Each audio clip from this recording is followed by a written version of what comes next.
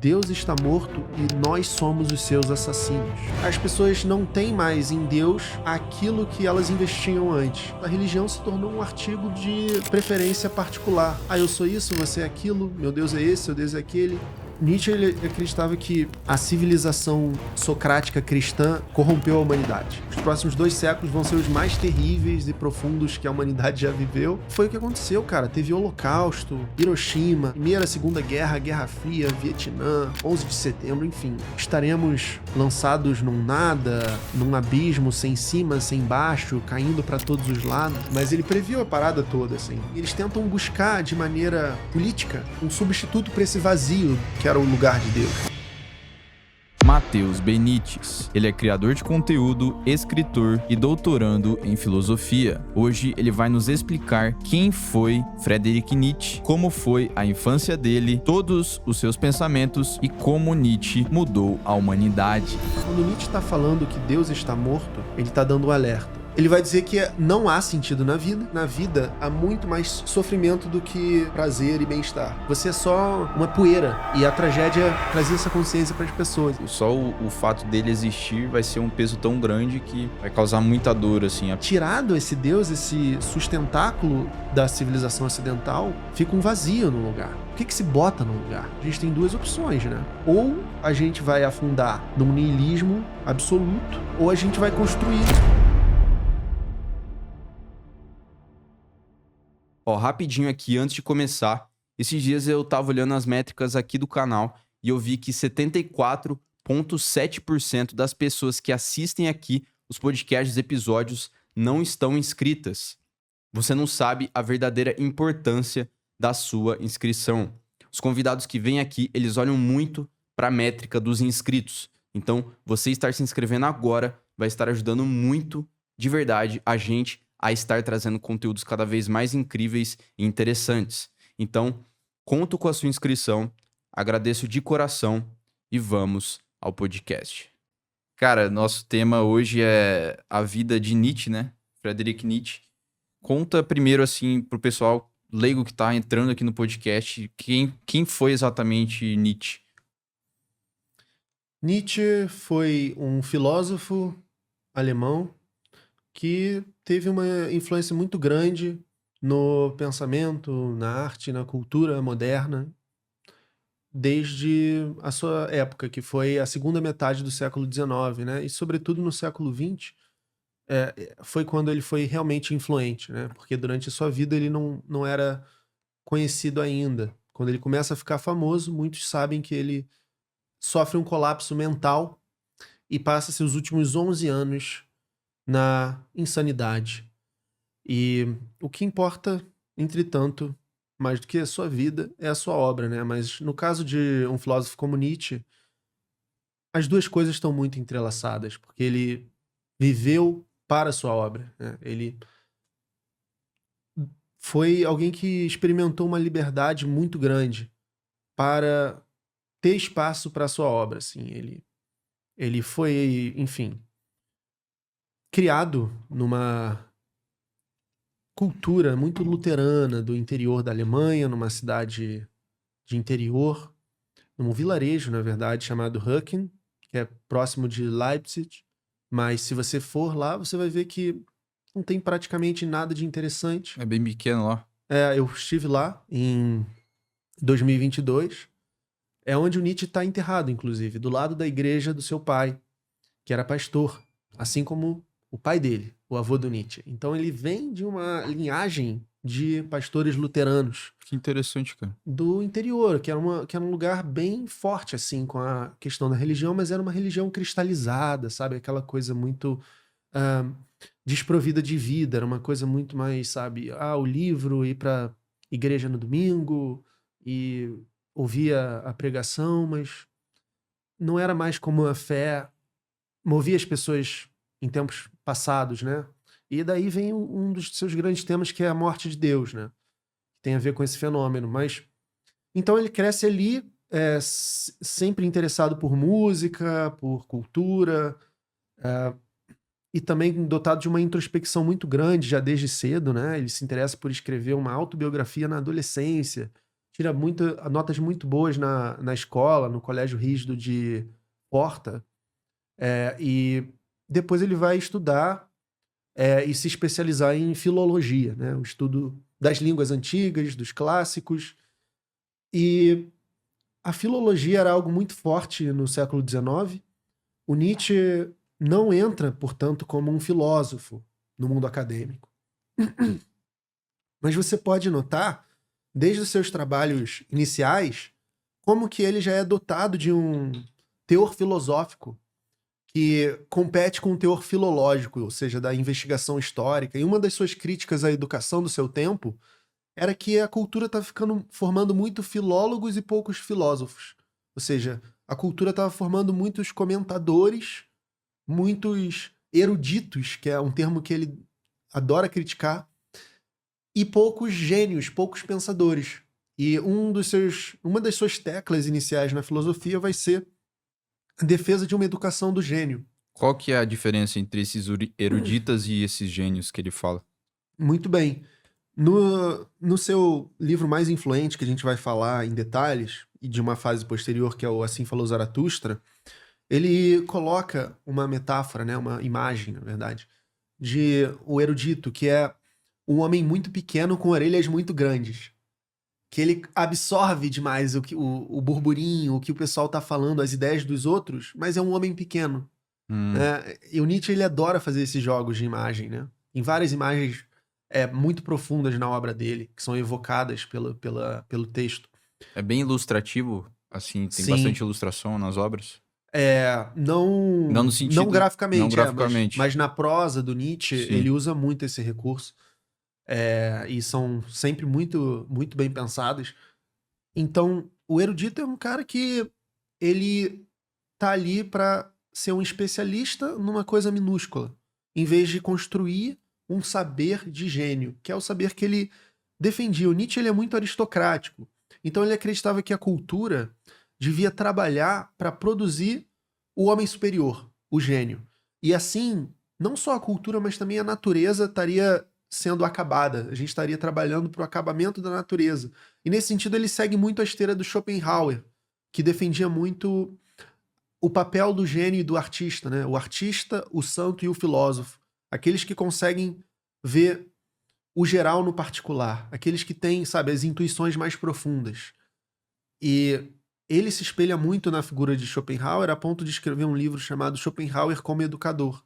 Schopenhauer, nesse mundo de eruditos, especialistas em coisas insignificantes e que não têm pensamento com a própria cabeça, Schopenhauer aparece como o educador solitário, né, de toda uma geração, como um filósofo dissidente. Todo mundo naquela época, na Alemanha, falava de Hegel, que era o filósofo popular, o filósofo sistemático. E o Schopenhauer, inclusive, rivalizava com Hegel até de uma maneira bastante literal e cotidiana, pois ambos davam aula na Universidade de Berlim. E há essa anedota de que todo mundo ia para a aula do Hegel e o Schopenhauer quase não tinha aluno, eles davam aula ao mesmo tempo. E o Schopenhauer teria inclusive feito uma espécie de barraco, certa vez na universidade, reclamando disso. Ele tinha disso. inveja do Hegel, né? Tinha certo ressentimento, sim. E falava que o Hegel era horrível, enfim, destruía a filosofia do Hegel. E depois de um tempo, isso é a primeira metade do século XIX. Na segunda metade do século XIX, que vai ser mais propriamente da formação do Nietzsche, Schopenhauer já era uma figura de respeito entre essa nova geração, que é a do Nietzsche e dos seus colegas. Então, ele já começa a participar de uma formação mais influenciada por essa ideia do gênio, do homem superior, daquele que se sobressai diante né, no meio das massas. E ele herda muito dessas ideias, né? Então, isso foi para falar um pouco da preferência do gênio com relação ao erudito, mas esse é apenas um dos sintomas da crítica que o Nietzsche faz à cultura do seu tempo, que ele via como uma cultura da decadência. O Nietzsche ainda viveu na mesma época que o Schopenhauer, ou não? Ele viveu criança, assim, Sim. sabe? Quando Nietzsche se torna realmente maduro, né? Alguém... Um Schopenhauer jovem já tá pensador, falecido. já estava morto, mas Ele conhece o Schopenhauer quando ele está justamente nesse momento de efervescência, de formar sabe, de descobrir o que ele quer da vida.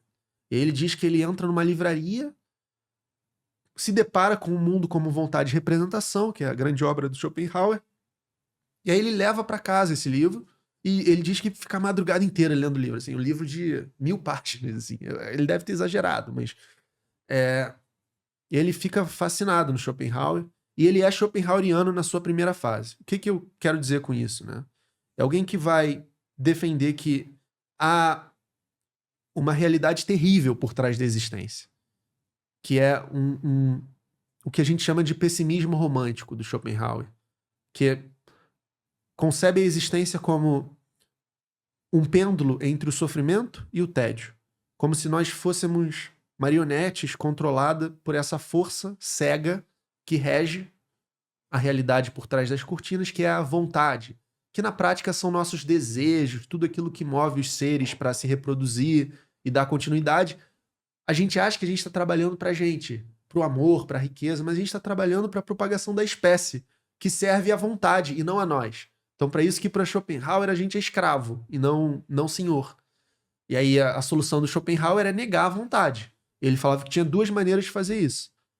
Pela arte, a solução estética, que é temporária. Você vai no cinema ver um filme e você esquece dos seus problemas por 2 horas, mas aí eles voltam. Ou você vai treinar um jiu-jitsu e esquece também. Esquece, por 2 horas ele volta. Ou a solução final e derradeira é a ética, né? Que é a ascese. É você viver basicamente como um monge. Você parar de perseguir sexo, riqueza, entendeu? Tudo que você é condicionado a perseguir. Isso no ponto de vista do Schopenhauer? Do Schopenhauer, né? E você voltasse para uma vida de contemplação, de meditação, quietude, né? Se afastar desses grandes tumultos e expectativas da vida. Deixar a vida passar, apreciar a música, né? E buscar ter esse olhar mais contemplativo. O que você acha disso? Eu acho que é muito parecido com filosofias e religiões como o budismo, né? Filosofias orientais, que vão defender basicamente isso, você sair desse ciclo, né, de samsara, de você buscar um estado de iluminação e tal, né?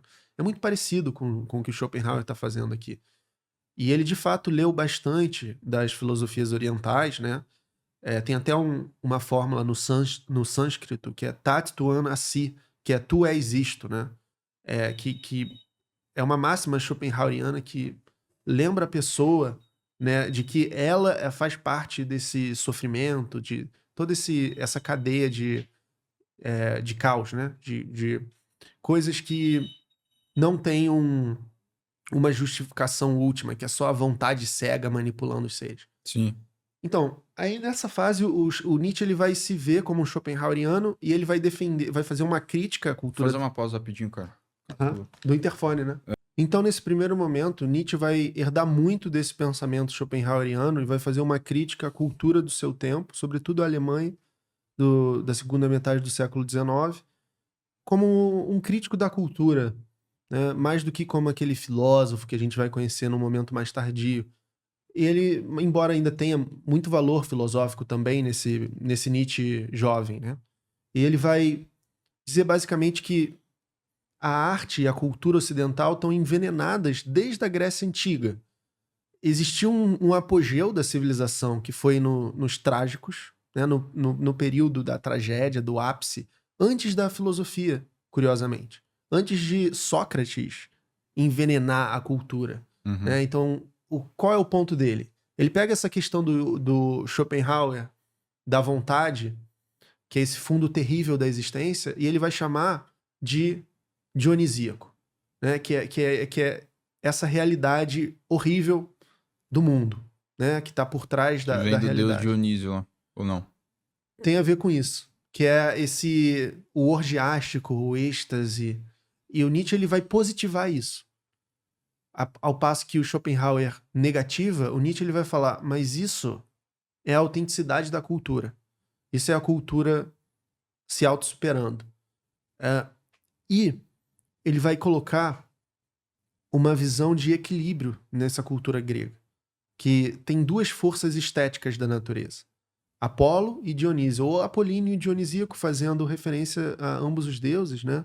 Apolo é deus do sol, da ordem, né? Alguém ali que está representando essa pureza da forma, esse equilíbrio, essa calma, e o Dioniso que representa esse fundo terrível da existência, essa consciência trágica, e o êxtase, os excessos, né? Então é esse equilíbrio, a consciência dionisíaca e a superfície apolínea que estavam em todos os aspectos da cultura helênica, tornando essa cultura uma cultura superior, uma cultura que produzia gênios, uma cultura que a arte estava desempenhando um papel fundamental na vida dos indivíduos.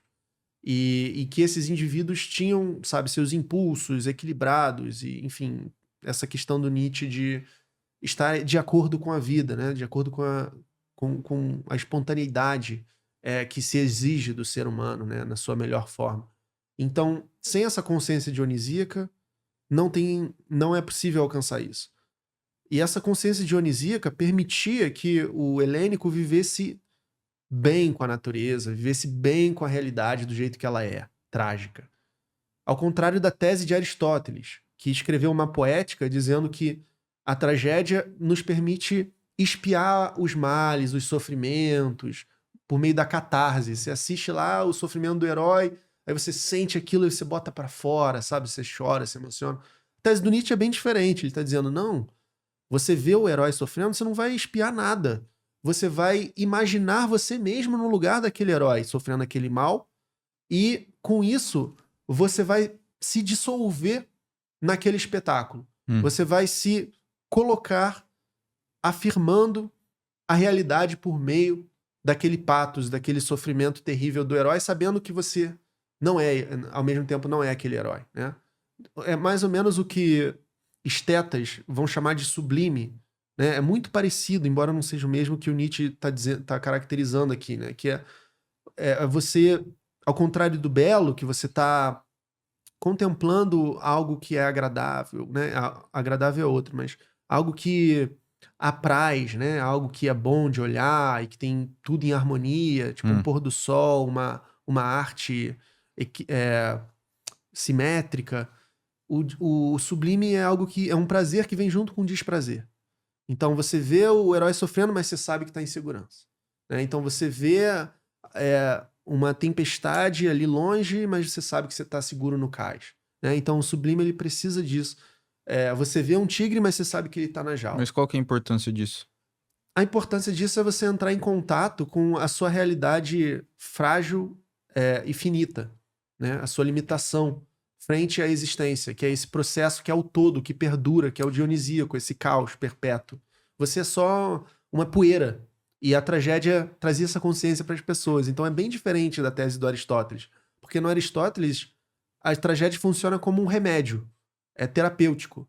No Nietzsche, não. No Nietzsche é mais do que isso. É existencial. Você se funde com a existência e se aceita como poeira, né? Se afirma como poeira. Como poeira das poeiras. E aí... Como poeira, literalmente. Literalmente, no plano cósmico, né? Que é esse dionisíaco caótico. Você é a fina camada que dá um apolíneo para esse dionisíaco caótico. Mas eventualmente vai ser consumida pelo dionisíaco caótico. E aí, defendendo isso, ele fala que quando Sócrates veio com esse ideal, existe um bem, existe algo chamado virtude, existe algo chamado sabedoria, e ele começou a contaminar todas as esferas da cultura com isso. Então a arte, que antes era trágica e visceral e dionisíaca, se tornou excessivamente apolínea e ficou desequilibrado. Malhou muito um músculo e atrofiou o outro. E aí a cultura passou a se tornar neurótica, preocupada com fantasmagorias, com mundos ilusórios, né, com salvação. Então Sócrates meio que antecipa o cristianismo. Ele dá a primeira cartada da contaminação da cultura, segundo Nietzsche. E isso vai se radicalizar com Platão, né, que vai formular o mundo das ideias e e dizer que esse mundo é apenas aparência, sabe? Isso aqui é só temporário, a gente tem que buscar a verdade, a gente tem que fugir da matéria, do sensível. Não à toa, Platão vai condenar os poetas, vai expulsar os poetas da sua república, porque os poetas mentem. Você tem que confiar no filósofo. Caramba. E Nietzsche vai ser o filósofo que vai falar o oposto. Os filósofos mentem, você tem que confiar no poeta. O poeta é mais honesto. Por isso que as obras dele são voltadas também para a poesia. Exato, você já sacou. Ele, como estilo, propositalmente, ele escolhe abrir mão do tratado filosófico e fazer uma escrita aforística, que são várias... essa é a definição, assim, ele tipo de escrita. Ele escreve em aforismo, são um conjunto finito ali de sentenças, né? Um período, enfim, um parágrafo, e acabou. E ele deixa inacabado, aí vai para outro que não tem nada a ver sobre o assunto do anterior, aí depois retoma esse assunto num outro aforismo. Então, para entender o Nietzsche, você tem que ler os livros em diversos. Sim. Porque aí você vai fazendo as pontas. Ele falou de amor fati aqui, de vontade de potência ali, mas ele já tinha falado disso aqui nesse outro livro, então como esses dois se conectam? Vai ligando os pontos. Vai ligando os pontos, é assim que você entende o Nietzsche. Matheus, falando assim da infância dele primeiro, antes em off você tinha falado que ele era considerado já gênio, né, na infância, assim, e não sei se ali perto da faculdade e tal, ele se tornou professor universitário muito jovem, né? Como que foi isso? Não foi exatamente na infância, foi nesse período mais de jovem adulto, assim, que ele tava... ele já era, assim, bem destacado como estudante, né, universitário, ao ponto de ter recebido a oportunidade de lecionar na Universidade da Basileia sem ter concluído, sem ter feito sua tese de doutorado, que é uma coisa que não acontece, nem até hoje isso não acontece, é muito incomum. Então, ele já tinha um talento bem reconhecido como filólogo nesse momento. E aí é nesse momento que ele cresce de autoestima para escrever justamente esse livro, O Nascimento da Tragédia, que traz essas ideias a partir de uma influência schopenhaueriana. E qual era o objetivo dele? Isso enquanto ele dava aula. Foi nesse período de professor, que vai durar mais ou menos 10 anos. E o objetivo dele era fazer um renascimento cultural com base nos trágicos gregos, né? Restaurar aquele esplendor que ele via na Grécia pré-socrática. Porque quando chega Sócrates, ele contamina até a arte. Tanto que Eurípides, que é o último dos grandes tragediógrafos, tem uma arte muito racional, e o Nietzsche detestava isso, porque já é influência de Sócrates na cultura. Então ele queria resgatar isso. E aí ele vai propor, né, no Nascimento da Tragédia, essa grande tese. E é pelo espírito da música, né, porque a música tem um papel especial, tanto na obra de Schopenhauer quanto em Nietzsche. Que a música, o Schopenhauer dizia que é a própria vontade a cantar. Né? É a única arte que é puro espírito, que não tem forma, né, que não tem matéria. Então é como se fosse a metafísica da vontade. É a própria, sabe, é o próprio ser, é a própria realidade cantando. É muito bonito, né? É muito romântico. E toda essa coisa da Grécia, o Nietzsche e o Schopenhauer também estão herdando de uma tradição de escritores do romantismo alemão que falavam muito sobre isso já. Ele não é o cara que começou com esse negócio, entendeu? Tem o Winckelmann, tem o Schiller, tem o Goethe, enfim, toda uma linhagem de pensadores estabelecendo essas questões. E chega no Nietzsche como uma cartada final, assim, desse ciclo, né, metafísico romântico, para iniciar um novo ciclo que vai ser essa questão do existencialismo, da morte de Deus. Isso ele já era mais velho. Aí vai ser já um Nietzsche mais maduro. Então a gente costuma colocar 3 fases assim, para o pensamento nietzschiano. Tem essa primeira fase, que é a fase voltada para as reflexões estéticas e educacionais, culturais, que é do jovem Nietzsche, professor. Ainda não tem ideias tão próprias, ele herda muito de Schopenhauer e outros autores. E depois tem o Nietzsche do meio, que é quando ele vai se alinhar muito com o ceticismo, com a ideia de quebrar barreiras, de questionar tudo, com filósofos moralistas, não no sentido crítico da palavra, filósofos que escreviam máximas, assim, na época do Renascimento, como La Rochefoucauld, Montaigne, que eram céticos, questionavam tudo, e que vinham com ele também essa primazia da arte, essa primazia do homem superior, do gênio, e ele gostava muito disso. Então aí ele vai escrever obras como Humano Demasiado Humano, Aurora, e ele vai começar a criticar com mais ênfase a questão do cristianismo institucional. Primeiro ele entra na parte do existencialismo, depois ele entra na parte do cristianismo? Eu acho Ou que é estão ali simultâneos. simultâneos? Uhum. E qual que foi ele foi reconhecido em vida, assim, Não, com as obras dele? não, ele chegou a começar a ser reconhecido no último ano, assim, de lucidez dele. E, inclusive, um professor da Dinamarca, chamado George Brand, foi o primeiro a dar o Nietzsche numa universidade, né? Ensinar o Nietzsche. E aí ele até escreveu para esse professor: mas como você ousa fazer isso, professor Brand? Falar de um desconhecido, apenas o depois de amanhã me pertence.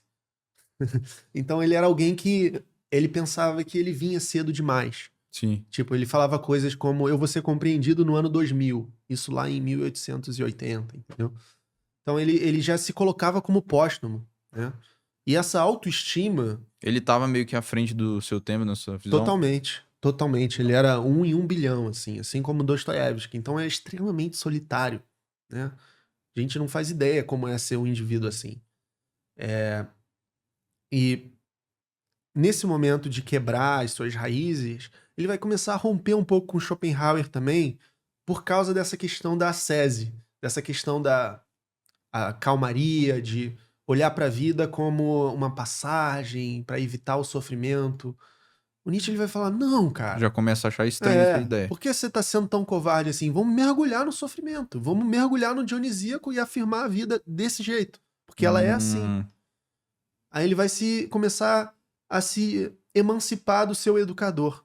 E a gente eu esqueci de mencionar uma figura importante que, em paralelo ao Schopenhauer, foi o Richard Wagner, que foi um compositor muito célebre nesse período, né? E ele escrevia óperas, enfim, ele tinha uma ideia de obra de arte total, que era fazer uma espécie de ópera que tinha novos efeitos, que resgatava um pouco dessa questão do drama grego antigo, né?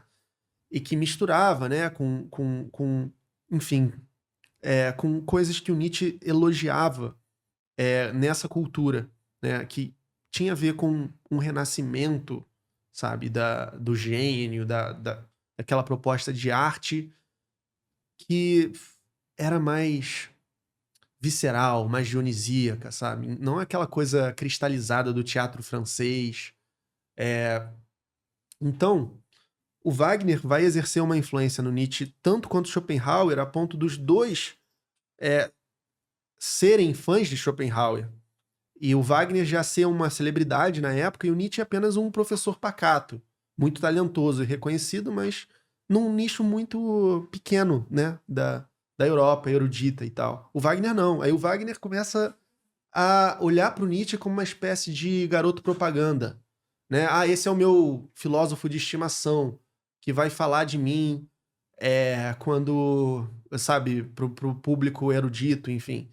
Ele queria usar o Nietzsche como alguém que fosse divulgar as ideias dele, que era quase uma seita, um movimento que tinha ideias antissemitas, de superioridade da raça ariana. Aí o Nietzsche já começa, quando essas coisas se sobressaem à questão artística, o Nietzsche ele já começa a ir se afastando do Wagner. E Muita gente fala que o Schopenhauer também era misógino, né? Ah, sim. Falam isso do Schopenhauer, falam isso do Nietzsche. Muitos homens no século XIX, né? Querendo ou não, de fato parecem Do contexto da época, né? É muito complicado, né? São recessões. Talvez o John Stuart Mill se salve um pouco. Ele até escreveu um livro sobre feminismo, né? Ele era marido de uma feminista célebre, mas, enfim, a maioria dos filósofos, sabe, não se salvam nesse aspecto no século Então, XIX. assim, a gente pode dizer que uma das maiores influências filosóficas de Nietzsche foi de Schopenhauer e o Wagner. Sim, com certeza. Tem também o Spinoza. Também. Quando ele descobre Spinoza, ele fala algo como: Nossa, eu tive um irmão. Sabe? Ele fica muito alegre. Assim como quando ele descobre Dostoiévski, que quando ele leu Memórias do Subsolo, ele escreve para um amigo seu: Nossa, esse escritor é sangue do meu sangue. Né? Eles são, como eu te disse, irmãos gêmeos, né? Nos temas, assim. E pra quem tá escutando a gente assim agora, Matheus, o cara fala, pô, Nietzsche, pra que eu vou ler, estudar esse cara? Explica a importância, assim, desse filósofo, assim, pra nossa história como humanidade e nosso contexto de vida hoje. Então, Nietzsche é alguém que vai te ajudar a se libertar das amarras e imposições da sociedade. Você vai conseguir pensar com a sua própria cabeça, viver de acordo com os seus valores e buscar enxergar a vida como esse processo de tornar-se quem você é, né? Que é sempre um aprendizado. Então, quando Nietzsche ele faz a sua crítica, ele não só é um grande crítico do cristianismo institucional e das imposições da sociedade, como também é um grande profeta, num sentido moderno do termo. Porque ele prevê o que aconteceu no século XX. Né? Ele fala que há esse fenômeno da morte de Deus, com o surgimento da ciência, com o iluminismo, com a industrialização, com as dinâmicas da sociedade moderna. As pessoas não têm mais em Deus aquilo que elas investiam antes, né? Que era a coisa mais importante da sua vida e depois da sua vida. Hoje em dia, na época dele já, e também na nossa, a religião se tornou um artigo de preferência particular. Ah, eu sou isso, você é aquilo, meu Deus é esse, meu Deus é aquele.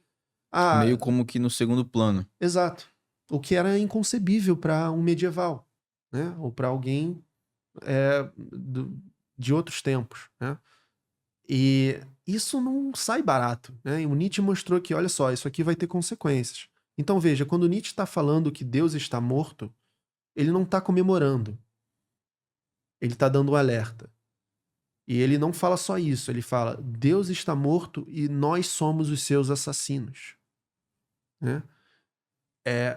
Não estaremos lançados num nada, num abismo sem cima, sem baixo, caindo para todos os lados. Estou parafraseando uma importante passagem da Gaia Ciência, que é sobre a morte de Deus. Então, tirado esse Deus, esse sustentáculo da civilização ocidental, fica um vazio no lugar. Né? É como se você tirasse a base de um edifício, tudo vai desmoronar. O que se bota no lugar? E aí ele pensou, a gente tem duas opções, né? Ou a gente vai afundar num niilismo absoluto, ou a gente vai construir novos valores, né? Que aí vem toda essa proposta do Nietzsche mais maduro, né? Esse nome de niilismo já existia na época dele? Ou meio que é uma criação pra gente entender esse contexto filosófico da época? Sim, a palavra niilismo surge numa correspondência entre dois pensadores do período anterior, no século XVIII, o idealismo, né? Idealismo barra romantismo, tudo ali naquela carta para cá, carta para lá, os alemães fazendo filosofia 24 horas. Entre Jacobi e Fichte, quando eles estão comentando a obra de Kant, né? A terceira crítica, que é uma crítica sobre estética e teleologia, né? A ideia de finalidade na natureza. Eles falam que Kant ali está parecendo um niilista, alguém que, sabe, não tem um valor último na existência, que está defendendo uma espécie de nadismo, né? Mas o sentido vai ganhar diferentes vozes, né? Não há um sentido único para o niilismo. Depois vai ganhar força na literatura, com os russos. Turgenev escrevendo a obra Os Pais e Filhos, e Dostoiévski com Os Demônios. Eles vão tratar desse niilismo que é basicamente grupos políticos, ou pelo menos ideologias políticas, mesmo que individuais, que negam a existência de valores, objetivos na sociedade. Né? Que falam, tá tudo, Não há sabe, nada sentido. tem sentido, por que fazer qualquer coisa. Falam que o verdadeiro niilista nem quer ter filhos. É verdade isso? Sim. E existe mais profundo que isso. Existe até o antinatalista, que considera imoral ter filhos. Caramba. Né? Pesado. Drogas pesadas. Imoral no sentido de que... É errado. É antiético você trazer alguém para a existência, segundo os antinatalistas. Antinatalistas é uma vertente do niilismo. Não, não exatamente, mas são ideias, né, que se conectam bastante. Qual que é a sua visão, assim? Eu acho que, assim, antinatalismo é uma tese muito precipitada, né? Porque, pelo menos, a maioria das pessoas que estão vivendo não estão se matando, por mais terrível que seja a existência, né? Quer dizer, tem gente se matando, né?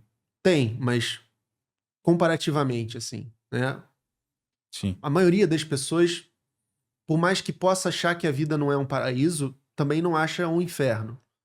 Então, se você tá deixando de trazer alguém à existência só porque você tem a pretensão de emitir um juízo de valor sobre a vida, isso me parece um tanto precipitado. A menos, é claro, que você seja um ferrado da vida, entendeu? E que tá cheio de problemas e que simplesmente não vê nenhum cenário possível em que trazer alguém à existência possa ser benéfico para esse ser. Ou seja, você possa achar que é melhor para esse ser não ser do que ser. Sim. Né? Então, Quer dizer, depende. Só o fato dele existir vai ser um peso tão grande que vai causar muita dor, assim, apenas. Que é melhor não ser. Um filósofo antinatalista muito famoso, atual, é o sul-africano David Benatar. Para você ter uma noção, Cauê, esse cara não tem nenhuma foto da internet porque ele sofre ameaça de morte. O quê? Ele não se expõe. Nos debates dele é só áudio. A gente não sabe como o Benatar é presencialmente. Qual que é o nome dele? David Benatar. Benatar. Ele escreveu um livro chamado The Harm of Coming into Existence. Better not to have been the harm of coming into existence. Melhor não ter sido o dano de ter vindo à existência. E ele é meio que um militante dizendo do que... antinatalismo. Defende que a existência tem que acabar, as pessoas têm que parar de ter filhos, têm que parar de reproduzir animais, porque existência é igual a sofrimento. E qual que é o argumento dele contra tirar a própria vida, por exemplo? Se dá o estado de você ser, quer dizer, para uma criança, é ruim, quer dizer que a vida dele também é, o ser dele. Sim. Pois é, eu não sei exatamente qual é o argumento dele com relação a isso. Mas um dos pontos que ele martela bastante é uma simetria. De dizer que na vida há muito mais sofrimento do que prazer e bem-estar. Ou seja, não é que não tem prazer e bem-estar. Tem, ele admite. Mas é desproporcional. Por exemplo, compara o prazer de um orgasmo, que é uma das coisas que as pessoas prezam muito, em termos de prazer, assim, né, específico, com uma tortura de choque, né, ou sei lá, uma chibatada. Quer dizer, A intensidade da chibatada é muito mais profunda do que a intensidade do orgasmo. Ou seja, a chibatada, o choque é muito mais ruim do que o orgasmo é bom, entendeu? Sim. Esse que é o argumento do Benatar. E faz sentido. Mas assim, isso esgota a existência? Eu acho que tem vários outros fatores pra gente analisar, né? Que é a questão também de criar um sentido pra existência, de buscar essa justa medida aristotélica, tem outras coisas, não é só o utilitarismo do prazer e da dor. Mas eu sei que a tese de Benatar é muito mais profunda do que essa também, né? Porque eu também não tenho tantas... não sou tão versado nesse filósofo, só citei como um exemplo. Existem outros. O que o Nietzsche vai dizer sobre o sentido da vida exatamente? Ele vai dizer que não há sentido na vida, que o sentido tem que ser instaurado pela pessoa, né? Você tem que se tornar um criador de valores. Né? Você tem que criar seus próprios valores. O que eu considero uma utopia. Embora eu simpatize com essa ideia enquanto um ideal de autenticidade, sabe? Existencialista. De você buscar quem você ser... quem tá de acordo com o seu mais sincero e autêntico self, para usar um termo, né, da psicologia. Que o Nietzsche ele chama de Selbst, né, no alemão, o seu si mesmo. Ele tem uma fórmula que é torna-te aquilo que és, tendo aprendido o que é isso. Como assim? Pois é um enigma. Ele não explica, mas isso aparece em várias obras dele, né? Tanto da fase da juventude quanto da madura. O Zaratustra é tudo sobre autossuperação. Eu acho que é muito sobre você buscar sempre manter a sua autenticidade e instaurar a vida que você quer viver sem autoilusão. Mesmo que você mude ao longo do caminho, sabe? Então é você afirmar os erros do seu passado, é você não se arrepender. Você pode até se arrepender, mas não ceder a esse sentimento a ponto de tornar um ressentimento. Né? É impossível, eu acho, que alguém não se arrepender de nada, cara. Inclusive... E quem fala isso tá mentindo. Não é bem não se arrepender, mas é não se deixar consumir por sentimentos de Não passado. ficar preso no passado. Nem no futuro. Meio que viver o presente, assim. Sim, mas isso é muito diferente dessa mensagem, né, vaga de autoajuda de viver o presente que a gente vê por aí. É uma coisa realmente mais profunda, sabe? Metafisicamente, no sentido de... Uhum. Nietzsche, ele acreditava que até mesmo no entendimento, na compreensão do tempo, a civilização socrática cristã corrompeu a humanidade. No sentido de que a gente enxerga o tempo, a gente experimenta o tempo de uma forma estritamente linear. Tem o passado, tem o presente, tem o futuro. Os gregos não pensavam assim, existiam diferentes tempos de Cronos. Existiam diferentes formas de tempo, uma delas Cronos. Outra é Kairos, que é o instante, que tem a ver com uma divindade que é uma divindade muito esquisita, que era muito rápida e quem caçasse ela tinha uma boa fortuna, né? Que é como... É o tempo do bom proveito, de acertar a flecha, sabe? O oportuno, né? De aproveitar bem a oportunidade. Então ele opõe muito o tempo do Cronos, favorecendo esse tempo de Kairos. Né? E a gente passou a ver a nossa vida como uma peregrinação. Eu tenho ontem, tenho hoje, tenho amanhã. Tem essa vida, mas o que realmente importa é a outra. Que aí vem a coisa cristã. Essa vida aqui, a única vida que eu realmente conheço e experimento, é só uma passagem. Eu vou ser feliz no paraíso. Então eu não vou dar muito valor para essa Você vida. não acha que a aposta de Pascoal faz sentido? Então, é justamente isso que o Nietzsche está criticando. O cara negou a Pascal, única... ele é anterior a Nietzsche? Anterior, Ele é lá da época do Descartes, Spinoza. Ele negou a única existência que ele conhecia em nome de algo que ele nem tinha certeza. Esse cara é um decadente, esse cara é um fraco, e literalmente fraco, porque Pascal era muito frágil de saúde. Então ele já não podia fazer muita coisa mesmo. Aí ele escreveu coisas como a aposta na transcendência, aposta na vida após a morte, né? Isso é eu trazendo aqui uma sátira nietzschiana, tá? Não tô reduzindo Pascal. Sim, sim. Mas você acha que faz sentido? Faz sentido. Porque... Não, faz sentido a aposta de Pascal? Eu acho que Pascal não considerou todas as variáveis. Por exemplo, você pode estar apostando no Deus errado. Só pra quem tá estudando, explica isso daí. O que é essa aposta? A aposta de Pascal vem desse pensador e matemático Blaise Pascal, que era um cristão e que buscava convencer vários gentios da sua época, que era a época do Descartes, a época do racionalismo. Era comum você questionar Deus, mas sempre com cuidado da fogueira, né? Do index. Mas enfim, era comum você questionar os dogmas da igreja, pelo menos. E aí ele tenta formular uma maneira de convencer esses gentios aí. Ele fala, olha, se você não acredita em Deus, tudo bem. Mas que tal você apostar? Eu vou te provar que você só tem a ganhar. Porque se Deus existir e você não tiver acreditado nele, aí você tá ferrado, você vai pro inferno. Mas se Deus existir e você tiver acreditado nele, aí você ganhou tudo, cara. Você ganhou o paraíso. Não tem nada em jogo que valha mais do que isso na existência. Por outro lado, se você apostar em Deus e ele não existir, você não perde nada também. Então é melhor você apostar em Deus. Porém, ele não considerou todas as variáveis, como você apostar no Deus errado. Aí você vai pro inferno da religião certa, Sim, sim. né? Então, E Nietzsche vai criticar essa ideia de Pascal. ele vai criticar qualquer aposta em qualquer Deus, né? Ele vai dizer que você tem que viver a única vida que você experimenta, que é essa, com total foco e valor, sem projetar promessas transmundanas por trás do mundo, né? Que é o que todo esse pessoal metafísico para ele fazia, né?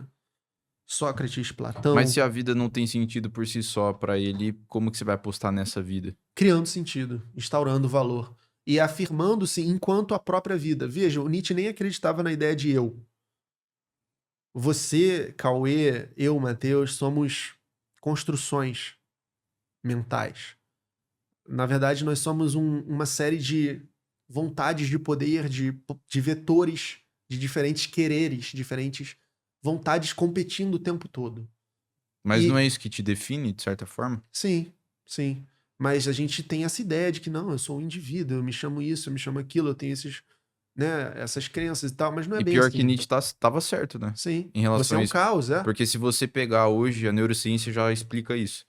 Separar o seu cérebro do hemisfério Direito, do esquerdo. direito e esquerdo, o direito tem uma opinião e o esquerdo tem outra. Exatamente, cara. Tem até o experimento do cérebro dividido, né? Exato. Isso é muito bizarro, louco, cara. né? É muito louco. E o Nietzsche, ele. Por isso que eu falei que é profético também, porque ele já anteviu todas essas ideias científicas altamente relevantes hoje, lá no século XIX, Você acha que de isso... maneira filosófica, né? Então, mas aí que eu ia perguntar, você acha que ele realmente...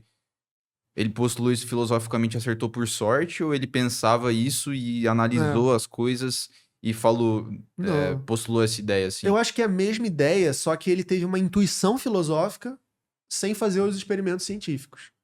Quem Nossa, fez os o cara experimentos. era um gênio mesmo. Quem fez os experimentos já tinha a intuição que ele, Freud e outros tiveram desse fenômeno, né?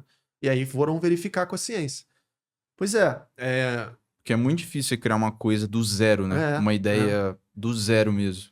E ele falava também que esse problema do niilismo é muito grave. Por causa dessa questão da morte de Deus, o próximo século vão tentar substituir Deus com metafísicas capengas, que não são deuses de verdade, como, por exemplo, o projeto do Hitler, o projeto do Stalin, né? A utopia comunista, ou o Reich que vai durar 1000 anos. Enfim, eles tentam buscar de maneira política, né, um substituto para esse vazio que ficou, que era o lugar de Deus. E não funciona, e o mundo entra em colapso, né? E eles têm aforismos escrevendo exatamente isso.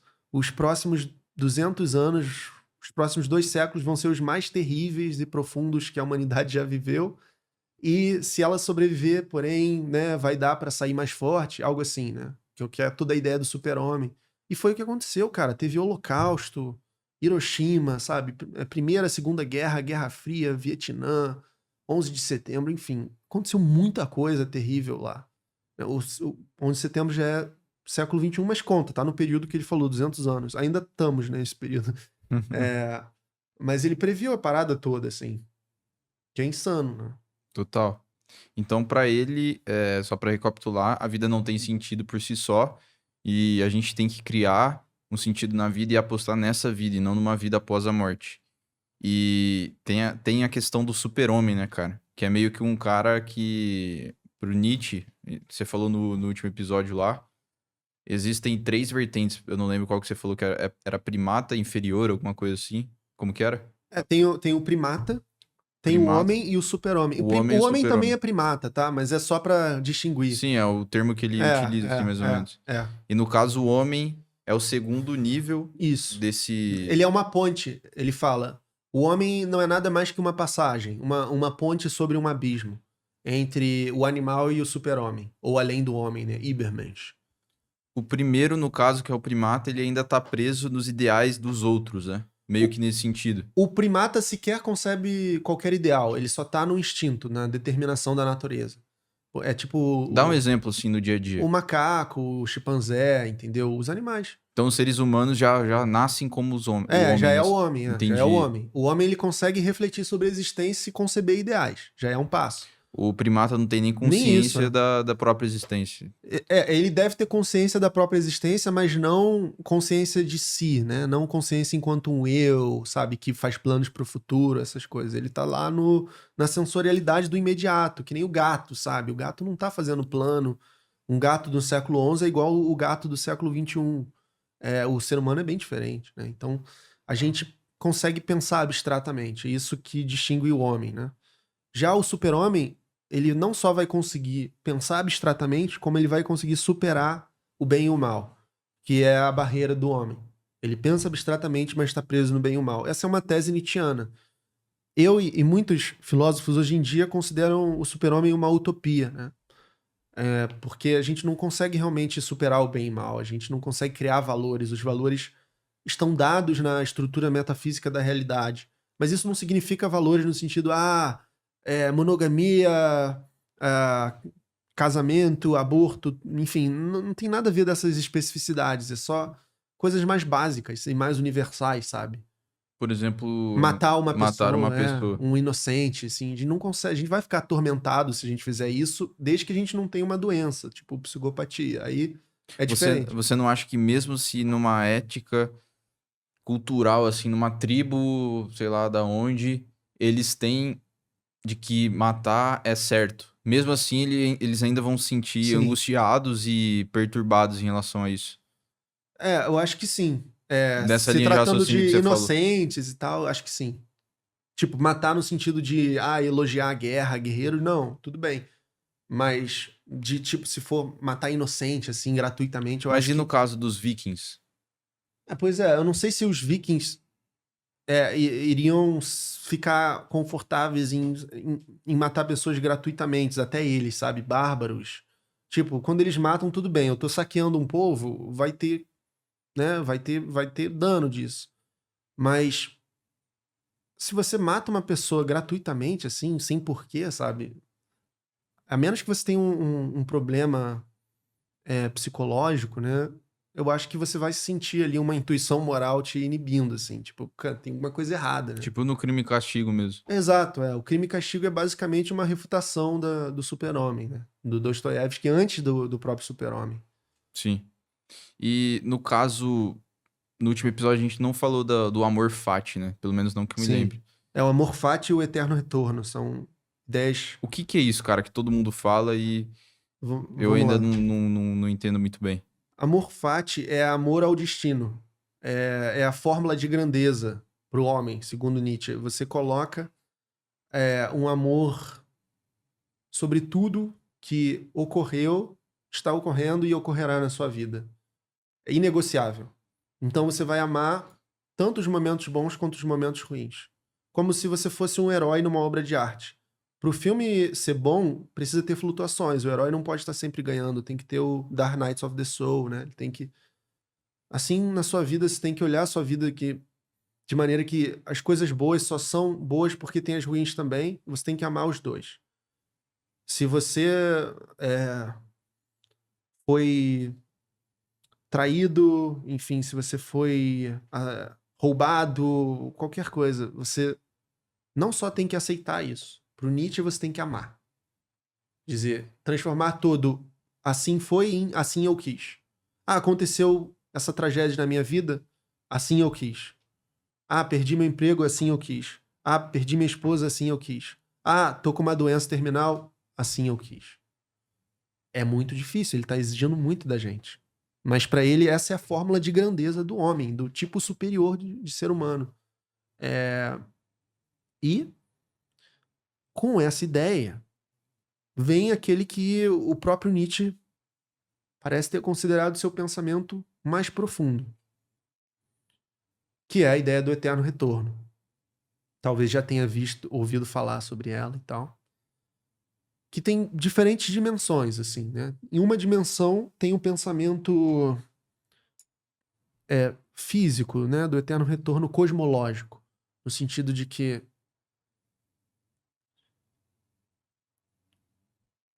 tudo no universo vai se repetir. né? Se o universo é infinito, tanto para trás quanto para frente, eu não estou falando especificamente do Big Bang. Pode ter vários Big Bangs, né? Aquele papo. Big Crunch. Se é infinito para frente e para trás, então não importa. Em algum momento vai chegar uma repetição exata desse instante, em que a gente vai estar tendo essa mesma conversa com os exatos mesmos detalhes. Esse é o eterno retorno cosmológico. O Nietzsche aventa isso como hipótese científica mesmo. Mas mesmo? Mas não é isso que ele está interessado. O que interessa mais é o aspecto ético do eterno retorno. O que você faz com essa informação? Pensa bem. Se o que você vai fazer vai ser repetido pela história... Eternidade. Já aconteceu infinitamente para trás e vai continuar acontecendo infinitamente para o futuro. Então você tem que ser muito responsável pelo que você vai fazer. Perfeito. Já tem uma ideia aí. Todas as suas felicidades, as suas alegrias mais profundas, o melhor dia da sua vida, esse mesmo que está na sua cabeça. Assim como o pior. Esse mesmo que está na sua cabeça. Esse mesmo sentimento vai se repetir assim como tem se repetido pela eternidade. O que você faz com essa ideia? Você diz, eu gosto dessa ideia ou eu odeio essa ideia? Tô te perguntando mesmo.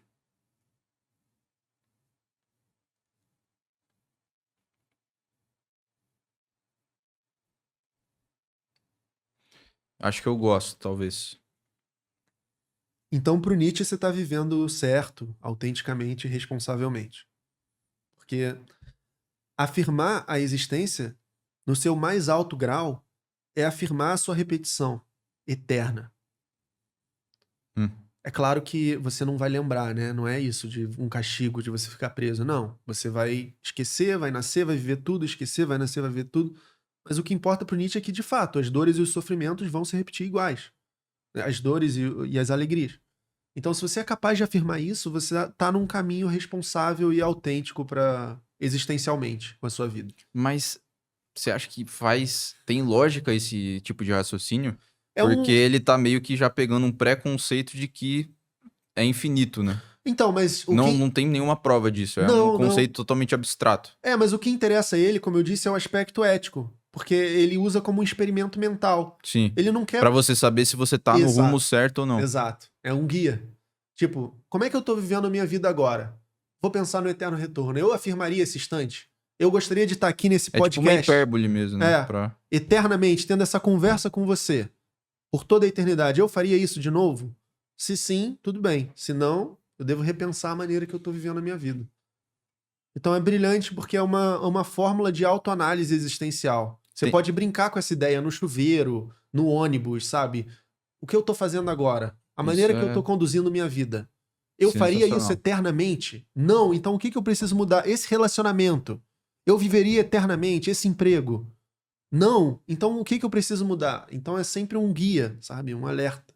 Sensacional, cara. Tem algum momento que você se pega no chuveiro pensando e você fala, putz, esse momento não, eu não queria repetir isso? Ah, com certeza. O período que eu perdi o meu pai, né? Foi durante a pandemia do Covid. Ele ficou no hospital, assim, foi um momento bem difícil. E, inclusive, eu tive um sonho sobre o Nietzsche nesse período, né? Que eu acho que eu tava dando uma aula sobre Nietzsche. Já dei o spoiler. Na verdade, eu tava com meu pai, ele tava saudável. Aí depois ele tava doente. Enfim, eu lembro que ele tava dirigindo um carro muito rápido. E eu tava tentando me equilibrar assim no capô. Eu falo, cara, para, você vai bater, tá irresponsável isso. E aí depois ele entra num galpão branco e desaparece. Aí eu fico sozinho com o carro. E aí depois do nada eu tô preso assim no banco de trás assim de um navio, numa tempestade, impotente, sem conseguir sair do lugar, cheio de gente me sufocando. Mas aí no final eu tô dando uma aula sobre o eterno retorno, numa sala, sabe? Eu falei, cara, que coisas desconexas aqui, mas na verdade parece estar muito conectado, né? Que é tipo, será que eu seria capaz de afirmar a morte do meu pai de novo? Eu não tenho, sabe, essa resposta nietzschiana, esse sim nietzschiana quanto a essa questão. Para você ver como todos nós, né, enfrentam situações na nossa vida que atestam para seriedade e pro tamanho dessa incumbência de afirmar a existência no seu mais alto grau, né? Porque todos nós passamos por coisas que a gente não gostaria de vivenciar de maneira nenhuma. Mas Uhum. para o Nietzsche, a única maneira de você realmente viver como um tipo superior de ser humano que instaura e afirma a existência é afirmando tudo. Tudo que aconteceu com você, cara. Se você foi estuprado, foi assaltado, foi esfaqueado, o que quer que seja. Tem coisas que está fora do nosso livre-arbítrio, né? Como, por exemplo, no caso do seu pai, infelizmente. É, No caso, como a pessoa que é estuprada e tal. é. Mas tem o que a gente consegue, teoricamente, controlar sem discutir o que é o livre-arbítrio, né? Então, nós devemos todas... Não sei se todas as manhãs, como o estoicismo fala, mas enfim. Durante nossa vida, a gente tem que pensar sobre cada ação nossa para, de fato, saber se a gente tá no rumo certo, né? É isso Da aí. nossa vida. É bem isso. E como fazer isso?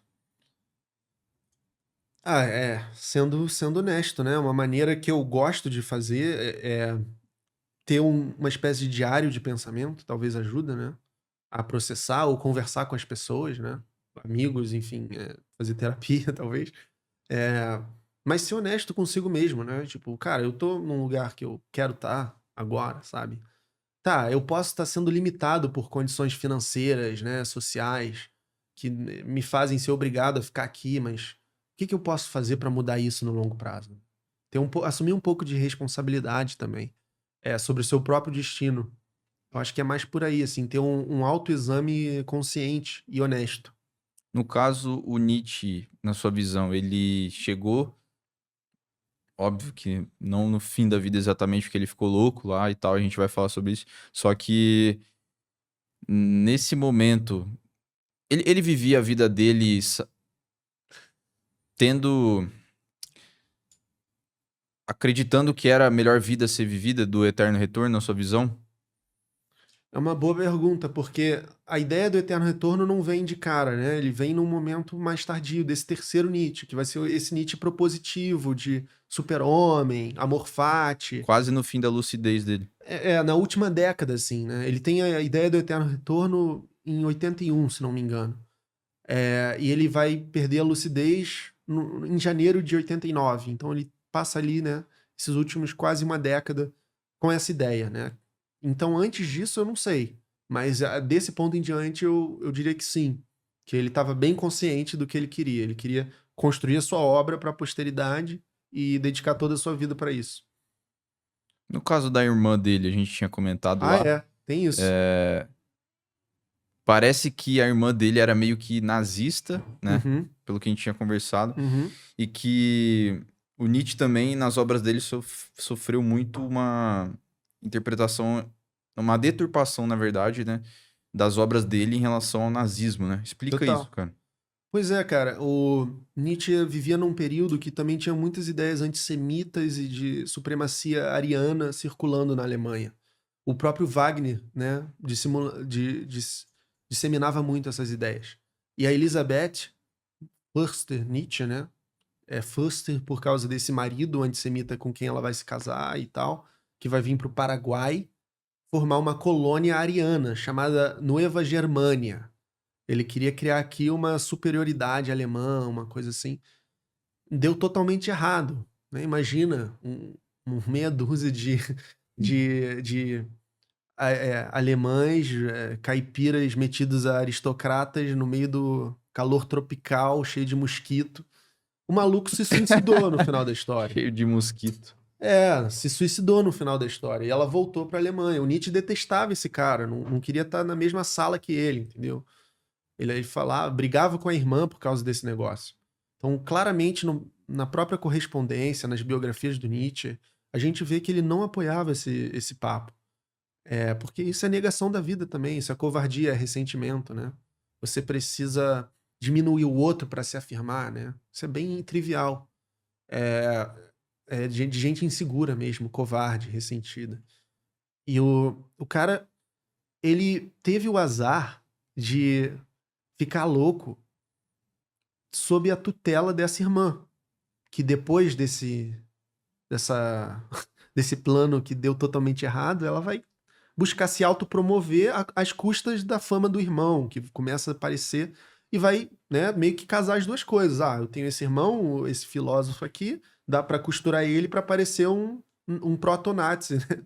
E não à toa, ela vai Ela não tem contribuição nenhuma, assim, pra filosofia? nenhuma, só qual é o oposto de contribuição, né? Só seria melhor se nem tivesse presente, né? Sim. Influenciado. Ela vai, inclusive, se aproximar do círculo do Hitler, do Partido Nazista, quando ele começa a ganhar força. O Hitler vira chanceler da Alemanha em 33, a Elizabeth só morre em 1935. Então, por 2 anos com Hitler no poder, ela estava viva e ativa e participando, inclusive promovendo, né, coisas do Nietzsche vinculadas ao partido.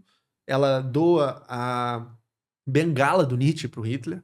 Então, tem vídeos do Hitler na Segunda Guerra nos Alpes andando com a bengala, que é a bengala do Nietzsche, o que é muito louco, Que né? loucura, né? E o Mussolini E o também Nietzsche odiava essas odiava ideias. essas coisas, né?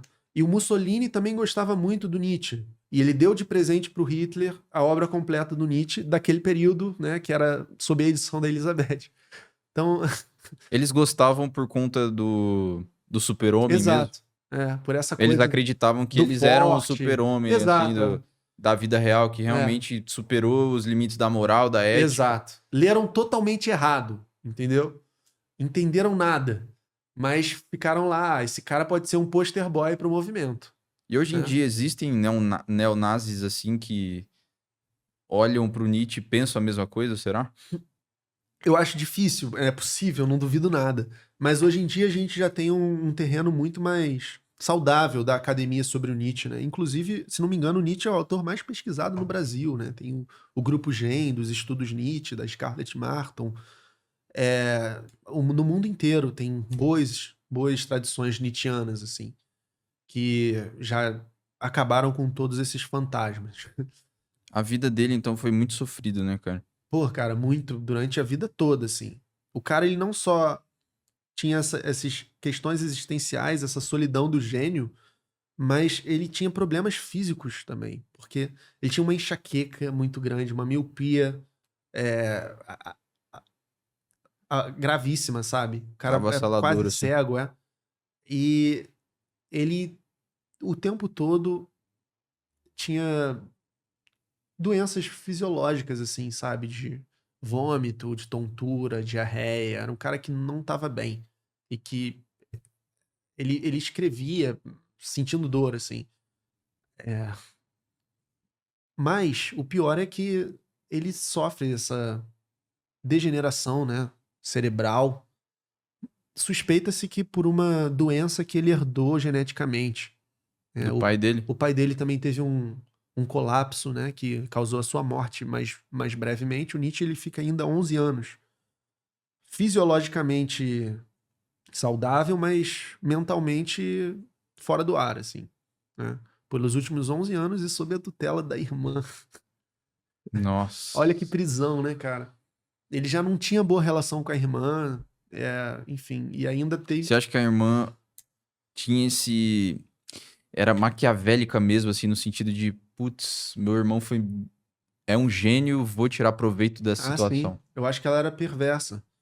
Ela não deu certo, já era errada as ideias dela, né? Aí depois não deu certo, ela ainda vai querer e não se preocupa em, sabe, passar adiante a obra de um dos mais importantes filósofos da história, como ela é. Não, ela foca no seu narcisismo, eu vou tirar proveito disso pro meu ego, enfim, e pro minha autopromoção. Você acha que a relação dele com a irmã, de certa forma, influenciou alguma das ideias dele, assim? É uma boa pergunta, cara. Talvez, talvez ele nunca se deu bem com família, assim, sabe? Porque era a mãe e a irmã, né? Ele chegou a ter um O irmão pai dele faleceu cedo, cedo. ele era criança. Ele chegou a ter um irmão que morreu com 2 anos.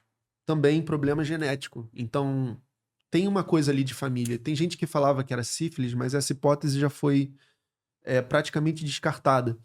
Porque a sífilis, para ter esse tipo de demência, ela é muito imediata.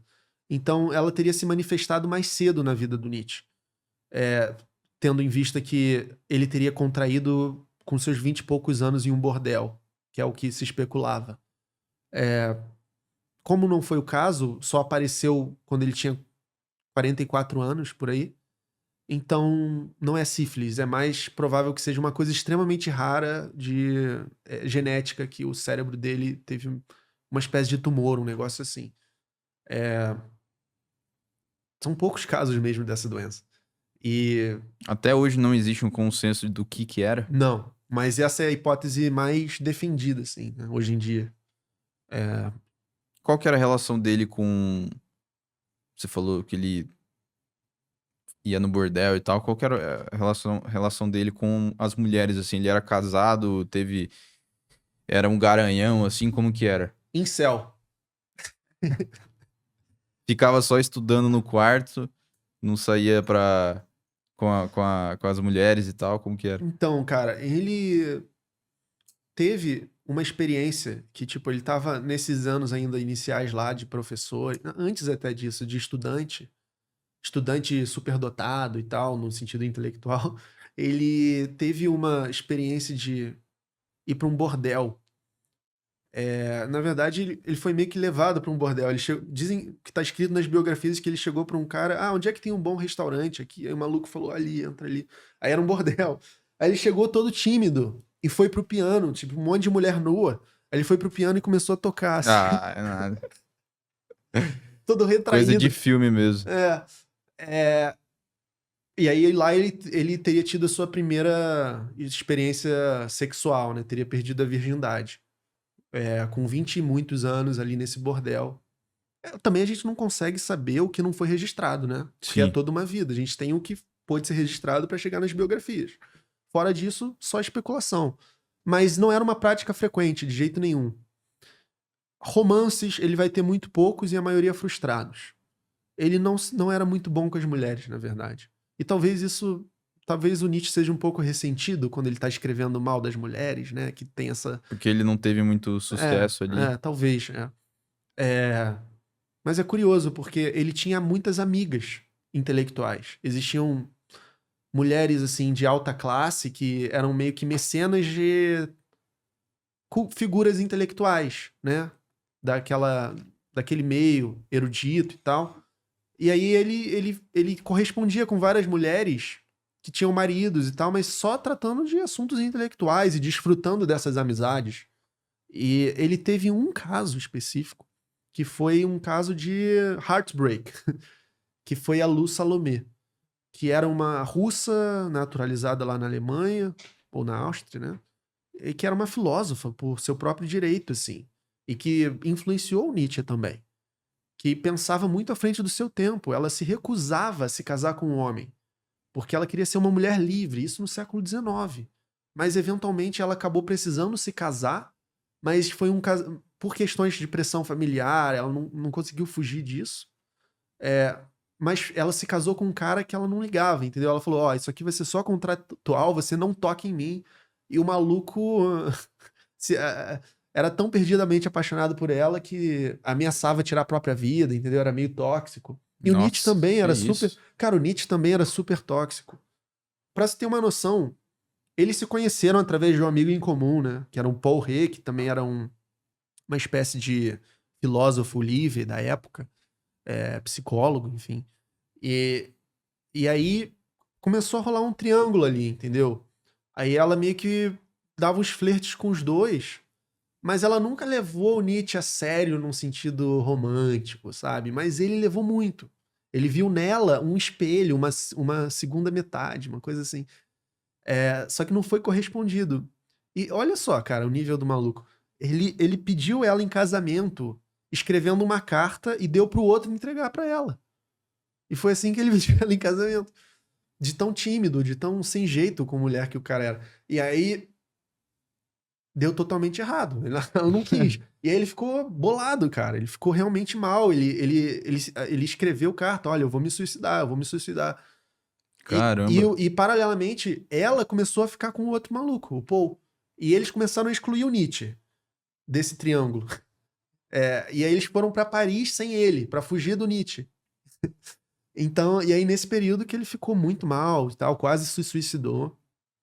E aí depois ele meio que deu uma superada na obra, né? Sim. Que aí veio a fase mais madura mesmo. Ele sublimou, né, diria o Freud ou alguém assim da vida. Você diria que ele chegou no fim da vida e ele disse pra si mesmo, assim, óbvio que ele tava naquele estado de demência e tal, mas ele se orgulharia da própria vida?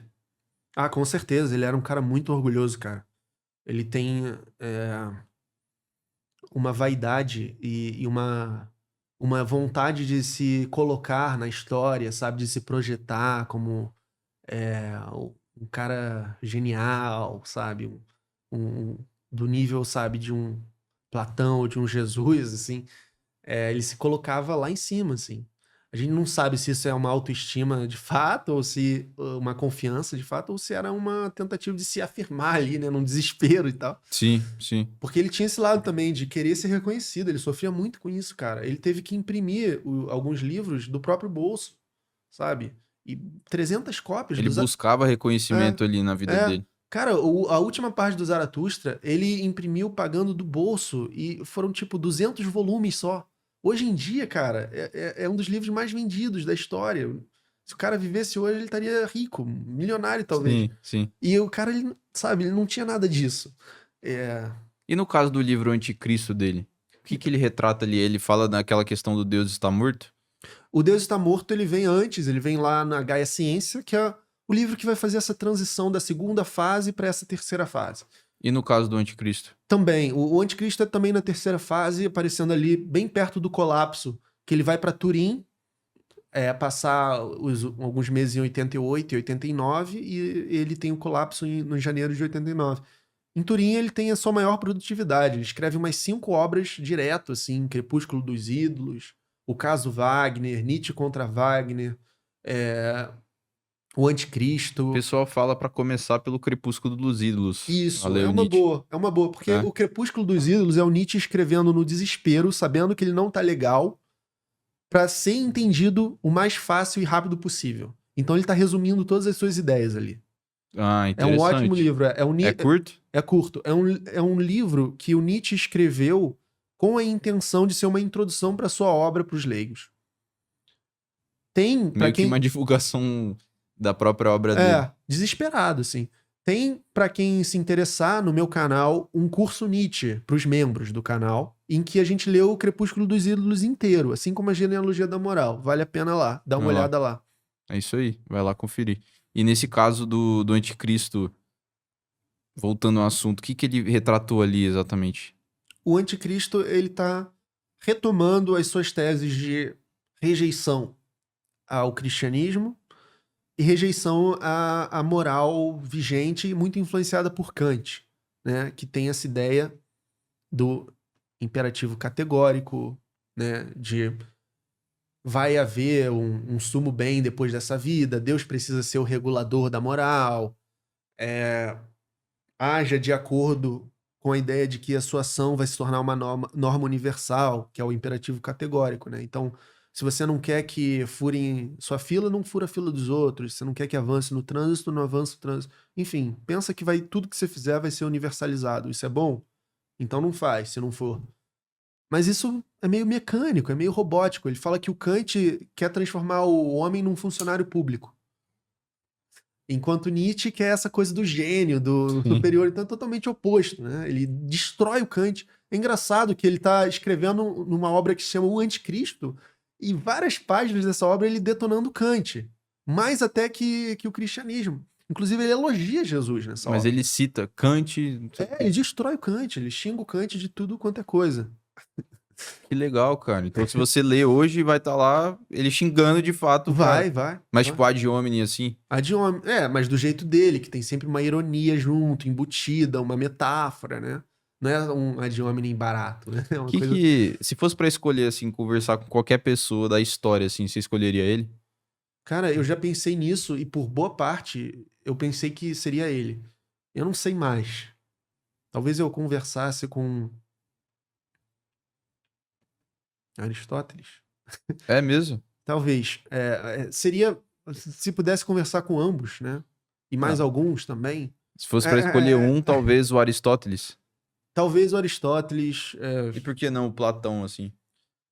Porque eu vejo o Platão como ainda mais embrionário, sabe? De um projeto de metafísica, sabe? De entender a realidade no seu nível mais profundo.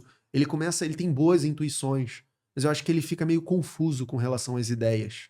A sua própria noção de ideias. O Aristóteles, ele é o primeiro grande filósofo que sistematiza uma metafísica. Isso é muito valioso, sabe? Ele olhou para a realidade e buscou entender tudo, cara. Ele tem livro de tudo, de qualquer coisa. Pensa um assunto, Aristóteles tem um livro sobre isso. E é bizarro pensar que uma criança do ensino médio, nem isso, uma criança do Fundamental 2, no 7º ano, tem mais conhecimento científico que ele na época, né? Pois é, mas isso muito graças a ele, né? Porque ele começou com as hipóteses. Aí a gente foi construindo em cima, né? Mas sim, pois é. Mas é isso, daqui a, sei lá, milênios também, o que a gente sabe hoje pode não ser nada, né? Não sei. No caso, Nietzsche, no fim da vida, viveu ali... Você falou que foi mais ou menos 11 anos na loucura. É. Ele, nessa época, não concebia mais nenhuma ideia. Porque, por Não. exemplo, eu vi aquele vídeo lá, que você falou que não é vídeo, né? Em off. Sim. Pra quem tá escutando e não sabe, você jogar aí Últimos Momentos da Vida de Nietzsche no YouTube, você vai ver alguns vídeos, né? Só que parece que não são vídeos de fato, são fotos que transformaram em vídeo. Isso. E eu vi uns caras nos comentários, nossa, como eu queria saber o que está passando pela cabeça dele nesse momento. Que ele tá olhando assim profundamente pro mundo, assim, analisando com aquele bigodão dele. Aquele momento ele tava lunático, ele não tava pensando mais em nenhuma dessas ideias que a gente tá falando. Você quer saber o que estava passando na cabeça dele, vai pra instituição psiquiátrica e pergunta pra alguém que tá Pergunta pra um internado. louco lá. Porque é isso, ele tava fora do ar, assim. Às vezes ele soltava umas pérolas, mas totalmente desconexas, sabe? Trazia um versículo da Bíblia, aí trazia, sei lá, um poema grego, mas aí depois se comportava que nem uma criança, entendeu? Começava a dançar, chorava. Ele ficou totalmente à mercê da Elizabeth nesse período. E a Elizabeth era tão perversa que ela chegou a usar a fama dele como uma espécie de circo, né? Chegava para as pessoas, você quer conhecer o filósofo maluco? Vai lá, que vê vagabunda, meu irmão. Cara. Ele levava as pessoas pro quarto do cara, onde ele tava lá, sabe, doente, demente, e falava, ali, esse é o meu irmão louco e tal, famoso. Que filha da... Caramba, cara. Pois é. Vendia, de fato, a visita do irmão, assim. Ela queria se promover, entendeu? Quando eles foram pra Weimar, que era uma cidade de importância cultural muito grande naquela época. E aí ela queria fazer o seu nome, né? E fazer o nome Nietzsche. Aí falava, ele escreveu todos esses livros, agora ele tá assim, entendeu? Isso tem o seu apelo, né? Todo mundo queria conhecer o filósofo que enlouqueceu. E aí iam lá na varanda ver, naquela mesma que tá na foto, né? Na foto. Em Weimar. E são fotos, não é um vídeo. Esse trecho aí é do filme Dias de Nietzsche em Turim, dirigido pelo brasileiro Júlio Bressani e interpretado... Não, no caso é o próprio Nietzsche, mas no filme quem faz o Nietzsche é o ator Fernando Eiras. Eu os entrevistei no meu canal. Se chama Nietzsche em Português. É só jogar no YouTube que você vai ver esse pequeno documentário que eu fiz com os realizadores desse filme, e o próprio filme tá no YouTube, eu acho, então não tem desculpa hoje em dia. Que conta esse colapso, conta esses anos do Nietzsche. Mas é um bom filme, assim? É um filme que tem uma estética diferente, né, porque é o Bressani, ele é mais experimental com a linguagem, ele tenta traduzir o Nietzsche na linguagem cinematográfica, em vez de só fazer um filme sobre o Nietzsche. Então ele traz essa questão do perspectivismo, que é uma coisa que faltou falar também, que é a ideia de que não existem fatos, somente interpretação. Aí o Bressani traz várias perspectivas diferentes de imagem, sabe? Imagem de arquivo, película, digital, estética hollywoodiana, e mistura tudo, entendeu? Sim. Por causa dessa ideia. E outras ideias do Nietzsche também estão na estética do filme, que é mais legal do que ser só uma cinebiografia do Nietzsche.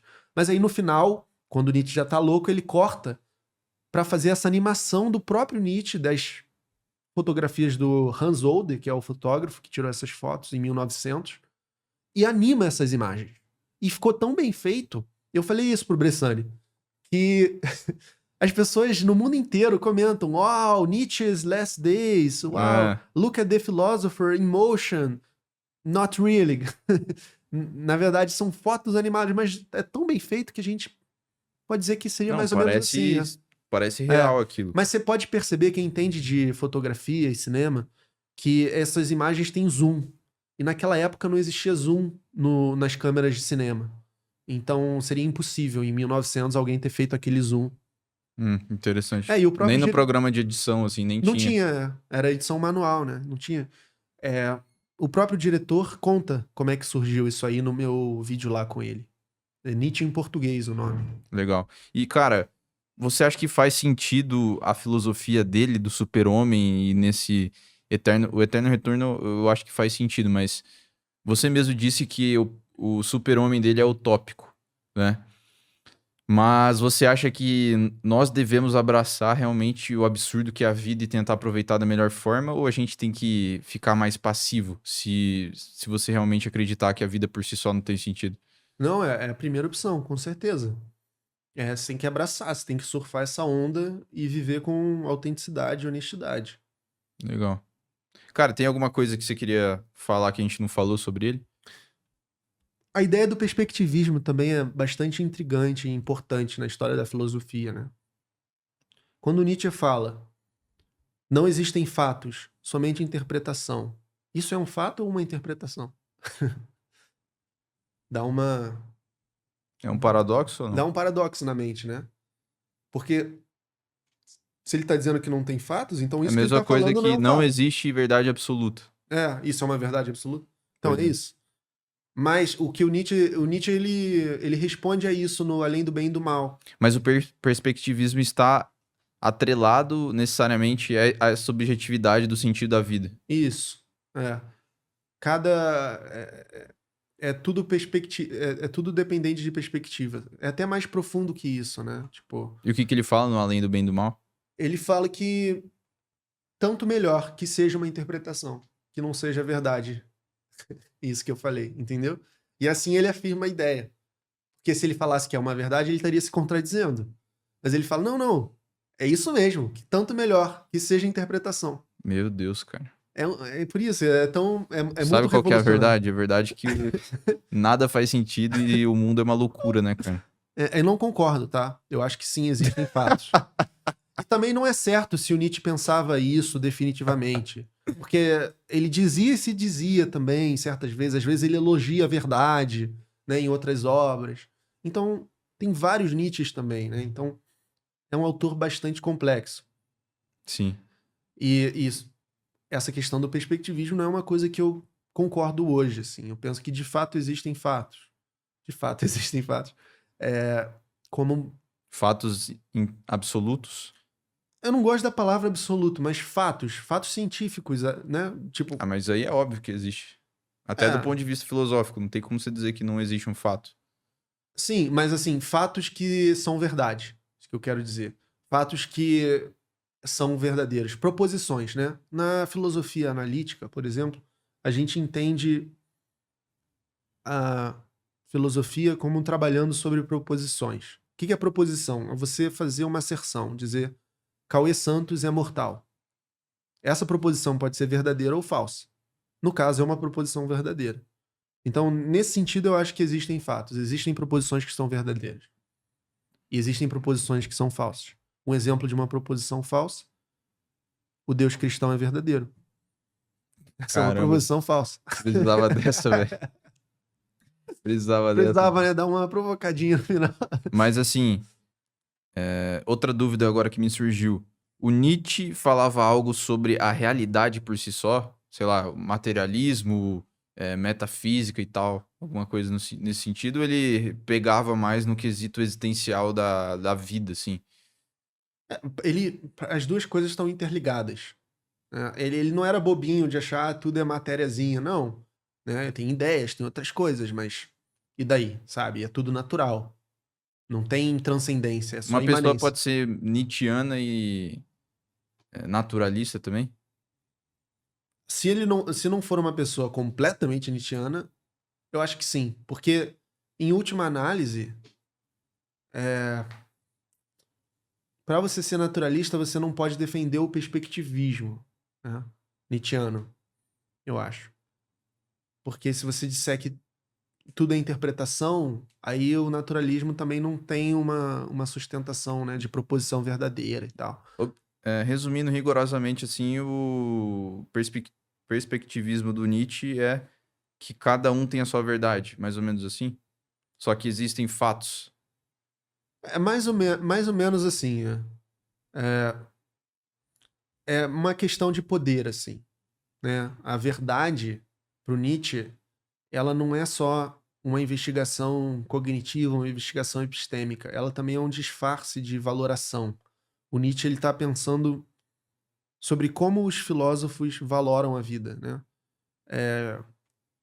Quais são os valores que estão motivando a defesa de determinada ideia? Por exemplo, ele vai olhar para a defesa do cristianismo e vai dizer, covardes, sabe? Vocês defenderam, estão querendo fugir da vida, né? Ele vai desconfiar, por isso que a Scarlett chama ele de filósofo da suspeita, que ele foi o primeiro a investigar os valores dos filósofos e não só as ideias dos filósofos, né? Os valores por trás das ideias. Interessante. No caso, falam que o martelo de Nietzsche é por causa que ele tacava o pau nos caras, assim. Isso, que martelava ídolos, Legal. Cara, obrigado por ter vindo aí, velho. Segundo round. Prazer enorme. Agradeço de novo aí. Primeiro foi muito bom, esse aqui também, muito conteúdo. E divulga suas redes aí pro pessoal na câmera. Então, pessoal, tem o meu canal do YouTube, só jogar Matheus Benites. Tem os meus cursos no Hotmart. Se você entrar no meu site, você encontra uma página só listando todos eles, né? Tem um curso de filosofia existencial, tem um curso só do Zaratustra, do Nietzsche. E no meu canal do YouTube também a possibilidade de você ser membro, que tem o curso Nietzsche com, enfim, a leitura de 2 obras inteiras. Até agora, o Genealogia da Moral e o Crepúsculo dos Ídolos. Vale muito a pena você separar esse tempo para se aprofundar, se você tiver gostado desse episódio do podcast. Quero o link do curso lá, hein? Pode deixar. E tem o meu livro também, que não sei se já saiu nessa altura, mas é Por que Não Creio, Ateísmo Justificado, que vai estar circulando aí também nas minhas redes, não vai ser difícil de encontrar. Caso já tenha lançado, a previsão é para março, abril de 2025. Beleza. Show de bola, Matheus. Obrigado, cara. E, bom, se você assistiu até aqui, considere se inscrever no canal. Sua inscrição é muito importante pra gente. Ajuda a gente a estar trazendo cada vez mais convidados e tendo conversas de alto nível como essa daqui. Então, se você gosta de filosofia, de ciência e todos os assuntos profundos, aqui a gente vai trazer isso. E se inscreve aí, é muito importante. Agradeço de coração se você assistiu até o final. E até o próximo episódio. Tchau, tchau.